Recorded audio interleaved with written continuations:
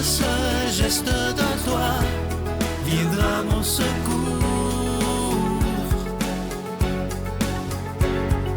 Viens semer dans mon âme le grain de l'amour. Je traverse un désert et je meurs de soif. Montre-moi le mystère qui garde la foi. Bonjour, bienvenue à votre émission La Victoire de l'amour en ce mercredi 31 juillet 2024. J'espère que vous vous portez bien chez vous. Aujourd'hui, on va méditer, on va approfondir ensemble ce qui fait que nous sommes chrétiens. Qu'est-ce qui fait de nous des chrétiens véritablement? Oui, notre foi dans le Christ, en Jésus, notre foi chrétienne, mais ça s'exprime comment, ça? Comment on peut dire « Ah, ça doit être un chrétien, ça? » Moi, j'aimerais qu'on reconnaisse par mes attitudes que je suis une chrétienne. D'abord, la première attitude, la première chose à cultiver, c'est la relation avec Dieu. C'est la prière, finalement. Bon, à chaque fois que je donne des conférences ou que j'anime des temps de ressourcement, je raconte cette démarche parce qu'elle est pertinente. Les gens me le redisent que quand on met ça en pratique, ça change l'allure de nos journées, ça change notre vie, finalement. C'est de prendre le temps de se fermer les yeux, le temps de quelques respirations. On inspire les yeux fermés en prenant conscience que Dieu est là. On inspire qu'il nous regarde avec amour, qu'il nous aime. Et on expire tout ce qui fait notre vie, tout ce qui nous passe par la tête à ce moment-là. On expire tout ce qui va faire notre journée, tout ce qu'on aime, tous les conflits, les soucis, les défis qu'on relève. On expire tout ça pour le déposer dans la main de Dieu. Donc, on fait ça 3, 4, 5 respirations, doucement, simplement. On inspire qu'on est aimé de Dieu, que Dieu est là, qu'il veille sur nous, et on expire en déposant tout dans sa main. Et ensuite, on va à nos occupations, où on poursuit notre prière, mais bon, un autre moyen de cultiver notre relation avec Dieu, pour devenir des chrétiens visiblement chrétiens, des chrétiens crédibles, c'est d'étudier la parole de Dieu. Bon, déjà de la lire, la Bible, mais pourquoi pas de l'étudier un petit peu. Je vous encourage à ça. Moi, ça m'a beaucoup aidé à aimer Dieu, à me mettre au service de Dieu, au service de l'amour finalement, au service de mes frères et sœurs en humanité. Ça m'a aidé, moi, à mieux accueillir que Dieu m'aime et c'est ça qui fait une différence dans mon quotidien. Donc, un autre moyen pour cheminer dans notre relation avec Dieu, c'est cheminer dans le pardon. C'est incontournable pour devenir ou pour continuer d'être toujours de plus en plus un chrétien crédible, c'est de développer notre potentiel de pardon, hein, de laisser Dieu pardonner en nous, d'avoir ce réflexe de vouloir aimer même quand ce n'est pas spontané. Ça fait de nous des vrais chrétiens. Une autre attitude chrétienne, moi, je trouve que c'est la gratitude. Prendre conscience qu'on est aimé de Dieu d'abord, cultiver cette relation avec Dieu, lui parler, l'écouter dans la Bible, mais aussi prendre l'habitude de lui dire merci. De dire merci, d'ouvrir les yeux sur l'abondance dans nos vies, sur la beauté de la vie. Oui, il y a des défis, oui, il y a des épreuves, même des souffrances, des difficultés, mais il y a aussi du beau, du bon, du bien dans notre vie. Plein de bénédictions, plein de motifs d'action de grâce, de gratitude. Savoir dire merci, je pense que c'est l'attitude d'un enfant de Dieu, pour moi.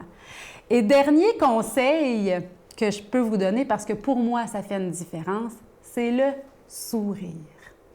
La joie de vivre. Bon, bien sûr, on ne la ressent pas toujours, hein? Mais sourire peut nous aider à nous rappeler que la vie est belle. Et ça, ça fait de nous des chrétiens crédibles, des gens de bonne humeur, souriants et bienveillants. Notre Père qui es aux cieux, que ton nom soit sanctifié, que ton règne vienne, que ta volonté soit faite sur la terre comme au ciel. Donne-nous aujourd'hui notre pain de ce jour. Pardonne-nous nos offenses, comme nous pardonnons aussi à ceux qui nous ont offensés. Et ne nous laisse pas entrer en tentation, mais délivre-nous du mal, car c'est à toi qu'appartiennent le règne, la puissance et la gloire pour les siècles des siècles. Amen. Je continuerai à croire, même si tout le monde perd espoir. Je continuerai à aimer, même si les autres parlent de haine. Je continuerai à construire, même si les autres détruisent. Je continuerai à parler de paix, même au milieu d'une guerre. Je dessinerai des sourires sur des visages en larmes et je tendrai les bras à ceux qui se sentent épuisés. Oui, je continuerai à croire.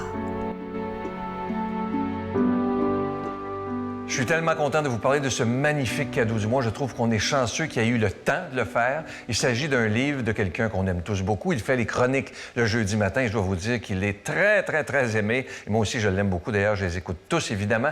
Il s'agit du nouveau livre de Martin Larocque qui s'intitule « À tous les victorieux, les victorieuses et ceux qui doutent encore ». Il commence toujours ses chroniques comme ça. On a décidé de mettre le titre. C'est un beau livre de chevet.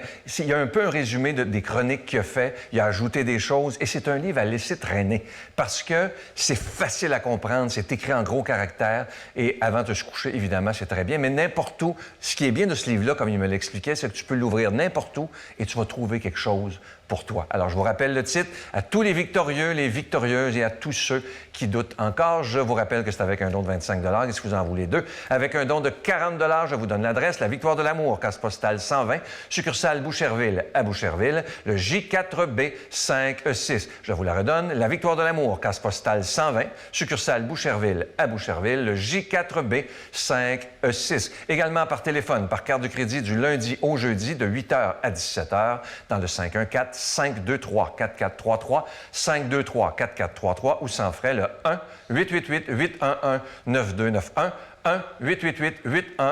1-888-811-9291 et aussi sur notre site Internet, je vous rappelle qu'il est un moyen très sécuritaire, rapide et efficace de faire votre don, le www.lavictoiredelamour.org. Je vous rappelle le livre, vous le voyez à l'écran présentement. Merci de votre grande générosité.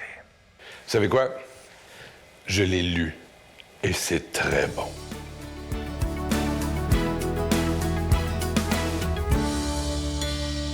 Mon Dieu, donnez-moi la sérénité d'accepter les choses que je ne peux changer, le courage de changer les choses que je peux et la sagesse d'en connaître la différence. Amen. On rejoint maintenant l'abbé David Vincent pour l'homélie du jour.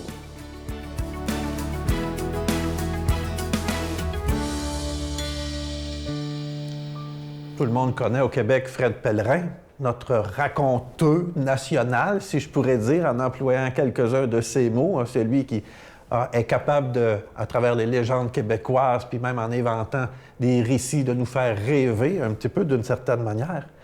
Fred Pellerin, j'ai déjà eu l'occasion d'aller l'écouter en spectacle. Il est magnifique dans sa manière de raconter, à travers également les mots du terroir québécois. Mais en même temps, lorsqu'il raconte une histoire, une légende, il a toujours un message à nous transmettre. Il va nous parler soit de la solidarité, de la communauté, de l'espérance, de la collectivité aussi. Jésus, lui aussi, est un raconteur. Souvent, il va employer des paraboles pour, d'une certaine manière, nous faire comprendre un message, une réalité sur la vie de son Père, sur la vie du royaume, sur sa propre mission. Jésus parle en parabole. Une parabole, c'est vraiment une histoire pour nous faire comprendre quelque chose. On pourrait dire que Jésus, c'est le Fred Pellerin de la région de la Galilée, à ce moment-là, pendant cette période. Aujourd'hui, dans l'Évangile, Jésus nous propose deux petites paraboles. Une, il s'agit d'un homme qui, sur son chemin, découvre un trésor caché dans un champ. Il est tellement heureux de trouver ce trésor qu'il va vendre tout ce qu'il a pour acheter le champ et ainsi obtenir le trésor. Et la deuxième parabole, il s'agit d'un chercheur de perles qui un jour trouve enfin, après plusieurs temps de recherche, la perle rare. Et lui aussi, il va tout vendre pour acquérir la perle. Deux petites histoires toutes simples qui nous montrent dans le fond que le trésor, comme la perle, représente le royaume et que c'est tellement beau, tellement important lorsqu'on le retrouve qu'on est prêt à tout faire pour l'acquérir. Et que d'une certaine manière, dans notre vie, la joie de croire, on pourrait dire la rencontre de Dieu, le royaume des cieux, on peut soit le découvrir comme par hasard, tout d'un coup je vis une expérience, une rencontre et il va se passer quelque chose d'insoupçonné en moi où je vais découvrir la présence du Seigneur dans ma vie, comme le trésor. Et par la suite, l'effort qui m'est demandé pour continuer de faire grandir la foi que j'ai en moi par les rencontres, par ma vie de prière, par la lecture de la parole de Dieu, par peut-être les célébrations que je peux vivre. C'est l'effort qu'exige, dans le fond, comme l'homme qui veut acheter le champ pour acquérir le trésor, bien, pour prendre soin de ma vie de foi que j'ai découvert, ça me demande, moi aussi, des efforts. Alors que d'autres personnes vont chercher beaucoup durant leur vie, un sens à leur vie. Ils vont peut-être même cheminer longtemps, à travers, des fois, peut-être toutes sortes d'éléments, à peut-être même toutes sortes de formes de spiritualité, mais sans jamais trouver satisfaction. Et pourtant, un jour, ils vont trouver la perle rare, Jésus-Christ dans leur vie, qui va devenir vraiment celui qui va combler leur soif, leur faim d'existence. Et à ce moment-là, eux autres aussi sont prêts à tout faire pour prendre soin d'une certaine manière du sens de la vie de Jésus qui vient les aider dans leur vie.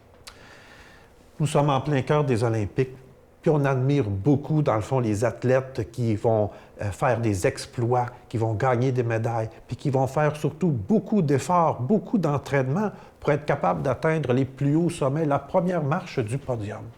Bien, la vie chrétienne, d'une certaine manière, c'est aussi toute une forme d'entraînement pour prendre soin du trésor précieux, pour être capable, nous autres aussi, de toucher la plus haute marche, qui est le royaume de Dieu aussi, pour être capable de goûter la joie de vivre, comme les athlètes lorsqu'ils performent aussi d'une certaine manière.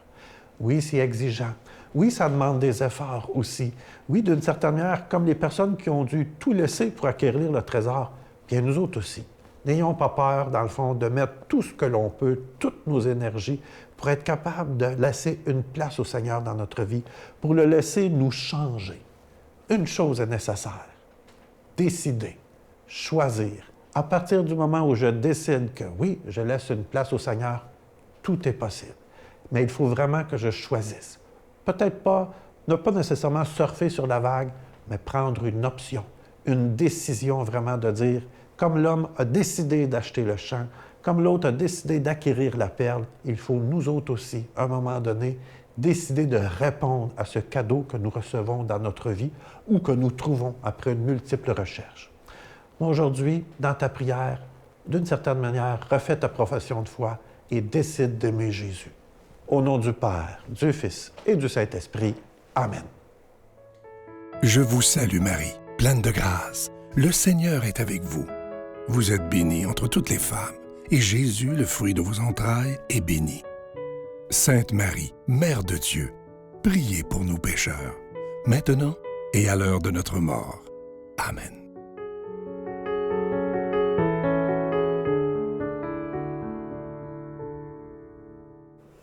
Mes très chers amis, merci de votre précieux soutien pour la mission de la Victoire de l'amour, d'annoncer la bonne nouvelle à la télévision. Et en ce mois d'août qui commence bientôt, on est heureux de vous offrir en échange de vos dons ce livre de Martin Larocque, un magnifique petit bijou, un livre de chevet facile à lire, qui est comme un résumé de ses plus belles chroniques ici à la Victoire de l'amour. Et ça s'intitule « À tous les victorieux, les victorieuses et tous ceux qui doutent encore ». Ça, c'est vous et moi, mes chers amis. Offrez-vous ce cadeau qui va vous soutenir dans votre cheminement, mais qui va aussi soutenir la Victoire de l'amour. Bonne journée.